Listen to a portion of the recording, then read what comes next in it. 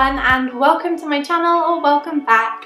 My name is Hermione, and today I'm going to be sharing some of my top tips on how to decorate and shop home decor on a very tight budget. Decorating your room or home doesn't have to cost a fortune, and you can do it on the cheap and still have it look very unique. I'm still a student, so I love to decorate on a budget, of course. Hopefully these tips will help you whatever stage you are in life. So without further ado, let's get straight into the tips.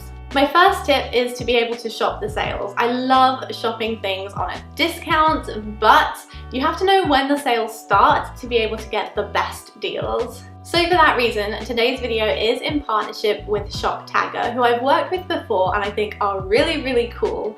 Basically, ShopTagger is a browser extension that you can use on your laptop, and you can favorite some of your favorite items from any stores, including home decor stores. So I love tagging things from Urban Outfitters, Oliver Bonus, Anthropologie, all of those kind of places.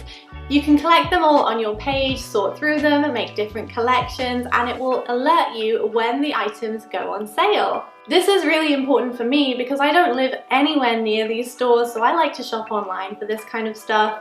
And it's just kind of really annoying to sign up to store newsletters when none of them are relevant to what you want, just so you can know when the sale is on, whereas this app will do it all for you. Like I said, I've worked with ShopTagger before, and I do think it's such an incredible tool. So if you'd like to learn a little bit more, check out the information I'll leave in the description box. I think it's a great idea, and it will definitely help you shop smart and shop on a budget. My next tip is very important when you're shopping for home decor pieces, and that is to have a very definitive style. Know what you want and how it's going to come together, and you'll have a very chic looking place in no time. Pick a few words or maybe a few pictures that you really think pull together your style. Maybe create a mood board that you can refer to. This will create cohesion in your space, and it will help you have a very definitive idea of what you're looking for if you need to buy anything, or what you want to eliminate from your space to make it feel a lot more relaxing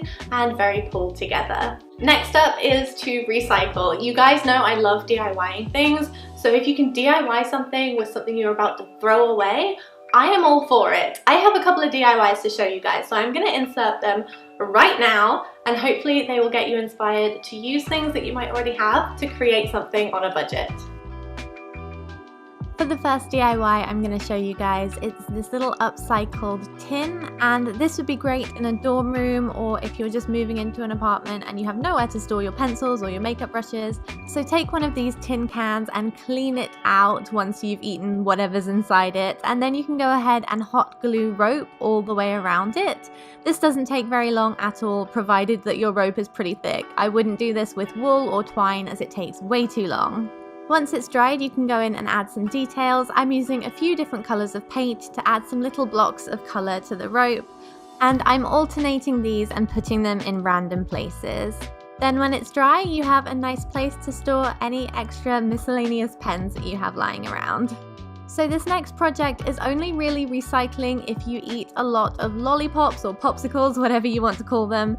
I had about 1,000 of these things hanging around in my craft room, so I'm just using those, but you can recycle these if you want to. And I'm just going to show you guys how to make this plant pot holder. Start by placing a large piece of glue tack or an eraser on a chopping board, and then using a nail, and preferably a hammer, not a rolling pin, but that's all I had with me at the time.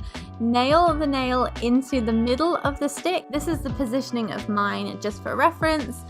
Then to get the same imprint on all of the other sticks, you can go ahead and use the previous one and use that as a guide, stacking the previous one on top of a new one and doing the procedure all over again. To string this all together, you'll then need some beads and some cotton thread, and what I'm doing is on the ones that are going to be closer to the center, I'm using one bead, and I'm using pink ones, and then on the outside ones I'm using 2 beads. I actually decided to alternate the blue colors, as you can see here, and you're just going to alternate the beads with the sticks. So 1 bead and then 2 beads on the other string and then the stick, if that makes sense. I'm sure you can see what I'm doing. Here it is sped up for you guys.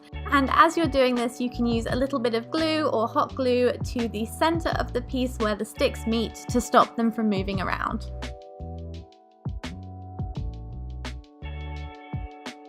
And lastly, for this little segment of the video, I want to show you guys that you can make some really interesting storage solutions from things that you might actually be recycling, so don't throw them out, definitely upcycle them first. Here's a tea tin that I salvaged from the recycling. It's got an amazing lid with a hinge on it, great for storage.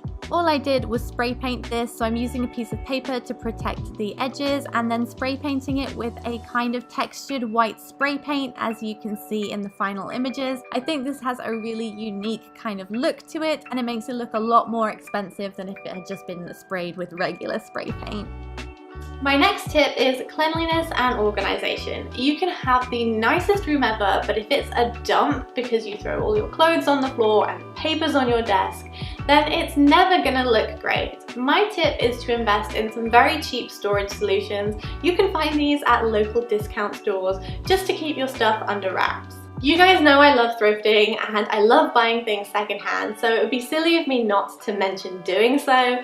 I love buying big furniture pieces and then just giving them a lick of paint. It's so easy, and you can then fix it to make it look like it's your style, and you'll have something that nobody else will have. This will help you keep costs down. You can thrift so many different items. Next up is more secondhand advice. Take anything that someone is willing to give to you.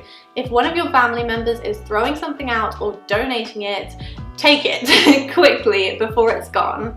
Once again, you can upcycle these things and make them look really unique, and you can do so many different things. Add handles, paint, reupholster, add fabric to a lampshade. The opportunities are endless, and it will definitely keep costs down. I have a few items that I have been handed down in the past, and some of them I've left as they are, and some of them I've upcycled, and I really love them. These are some of the best things that I have in my room, and also they have a story to go with them.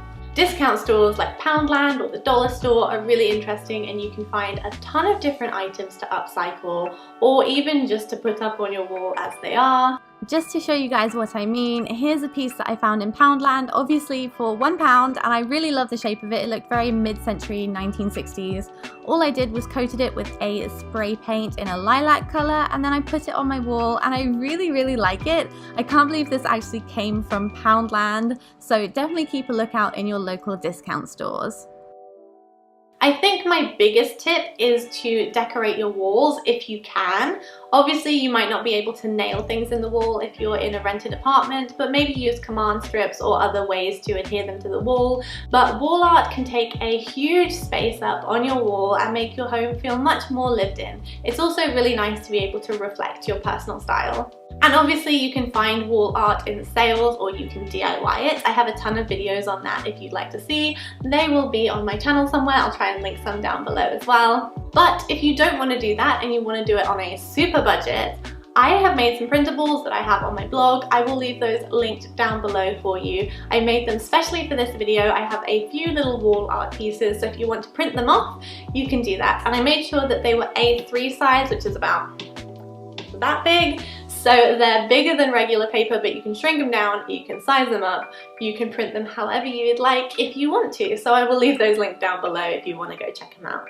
And lastly, everything is in the finishing touches. There are so many little things that you can do to make your space look a little bit more stylish. One of my favorite things to do is to actually take the covers off hardcover books. They look so much nicer when they don't have the cover on, and they actually look very cohesive that way.